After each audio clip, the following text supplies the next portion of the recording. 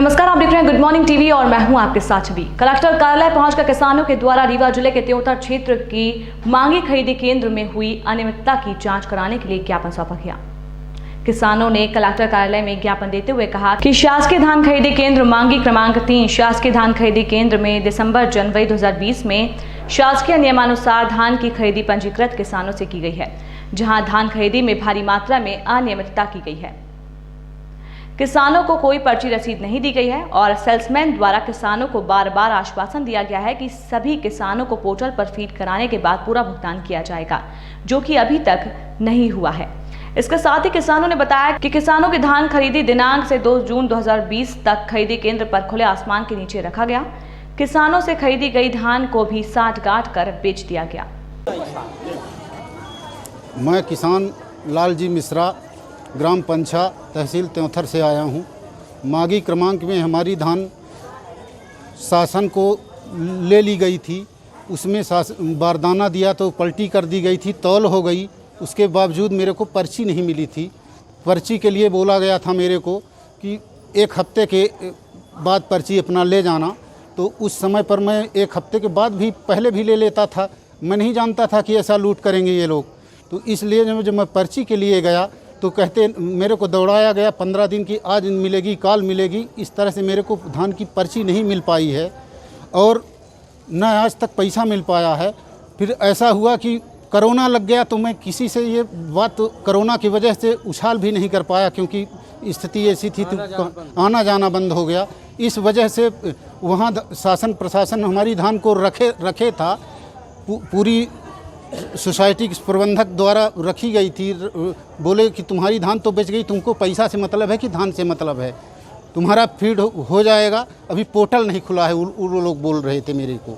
मैं पोर्टल खुलवा के आपको रसीद दूंगा और पैसा दूंगा। फिर ऐसा किए कि 3/6/2020 को लूट मच गई।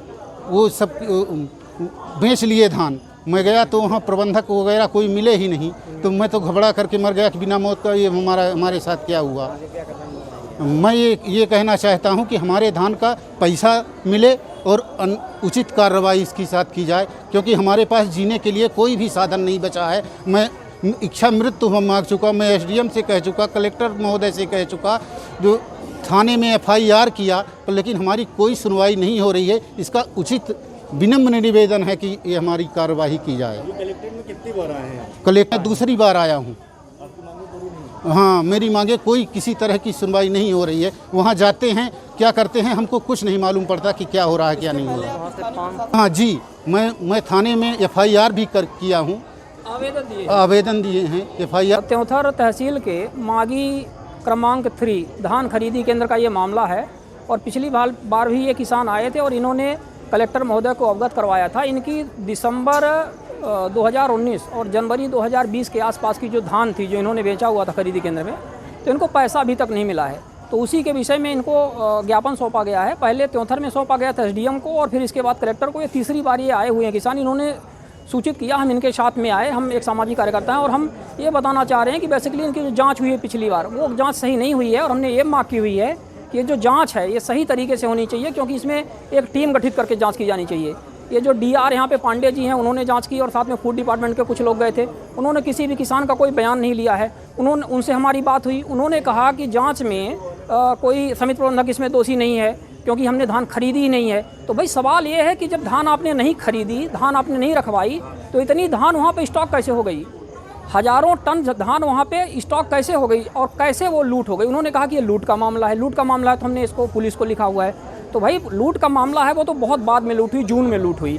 लेकिन इसके पहले इतने दिनों तक धान यदि मागी क्रमांक 3 धान खरीदी केंद्र में रखी रही तो कैसे रखी रही? क्या शासन प्रशासन ने किसानों को बताया नहीं कि आपकी धान यहाँ पर रखी, आप यहाँ से ले जाओ, हम नहीं खरीदेंगे? आपने कोई नोटिफिकेशन नहीं जारी किया, कोई जानकारी नहीं दी और इन किसानों की धान लुटवा ली गई। इनकी लूट नहीं हुई है और इसी के विषय में इन्होंने 2 बार, दूसरी बार कलेक्टर के पास आए थे, इलैयाराजा टी साहब के पास आए थे और इन्होंने अपनी व्यथा बताई हुई है वहाँ पे और उन्होंने कहा है कि MSP को लिख रही हैं लूट का मामला है। तो हम ये कहना चाहते हैं कि लूट का मामला तो है, ठीक है, लूट का मामला है, लेकिन किसने लुटवाया धान? कैसे वहाँ पर रखी रह गई धान?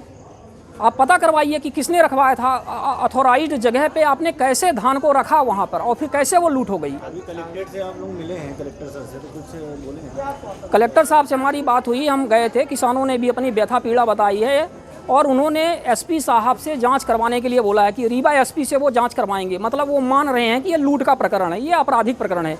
लेकिन इसके पहले हम ये कहना चाहते हैं कि जब वहाँ पे 5-6 महीने धान रखी रह गई, मात्र 200 मीटर का दायरा था, जहाँ पर तहसील एसडीएम वहाँ पे बैठते हैं, सीओ बैठते हैं, एसडीओपी बैठते हैं, जज साहब बैठते हैं तहसील पचामा में, जहाँ की अपन बात कर रहे हैं, तो कैसे ये मामला हो गया, कैसे उनकी नज़र में नहीं आई इतनी सारी धान।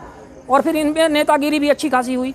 पिछली जो सरकार थी कांग्रेस, उस समय पे हुआ 15 दिन बारदाना आपने क्यों रोक करके रखा? नागरिक आपूर्ति निगम से आप ये नहीं पूछ सकते थे आपने बारदाना 15 दिन क्यों नहीं दिया?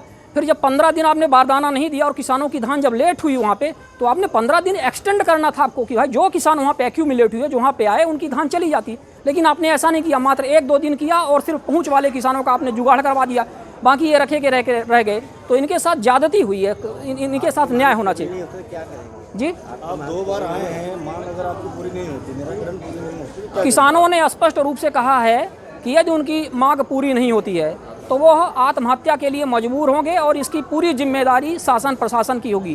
क्योंकि ये कह रहे हैं कि आके हमें आप फांसी दिलवा दो, या इच्छा मृत्यु की मांग ये कर चुके हैं। पिछली बार आए थे, आपको सबको पता है, आप सब आए थे, और आज भी ये इसी बात को लेकर के आए हैं कि आपने फर्जी जांच करवाई हुई है। आप एक टीम गठित करके जांच करवाइए जिसमें फूड और सहकारिता विभाग के अधिकारी ना हो और विशेष तौर पर रीवा संभाग के वो ना हो। आप बाहर से और एक मजिस्टेरियल टाइप की आप जांच करवाइए जिसमें से सच्चाई सामने आए। मोबाइल लोकेशन लीजिए आप किसानों का, किसानों की क्या बात हुई समिति प्रबंधक के साथ, क्या बात हुई सहकारिता के साथ, क्या बात हुई फूड डिपार्टमेंट के साथ। इन्होंने एसडीएम को बोला, तहसीलदार को बोला, उनसे बात हुई है, नेताओं से बोला, वहाँ के विधायक से बोला, सांसद से बोला। आखिर इनकी सबकी मोबाइल लोकेशन लीजिए, आप इनकी जांच करवाइए, इनका कॉल डिटेल निकलवाइए। शुभ नाम बता दीजिए। जी, मेरा नाम शिवानंद द्विवेदी है, एक सामाजिक कार्यकर्ता हूँ। इस खबर में फिलहाल इतना ही। और भी खबरों के अपडेट्स के लिए आप निरंतर बने रहिए गुड मॉर्निंग टीवी के साथ। गुड मॉर्निंग टीवी को यूट्यूब में सब्सक्राइब करें और बेल आइकॉन भी दबाएं। नमस्कार।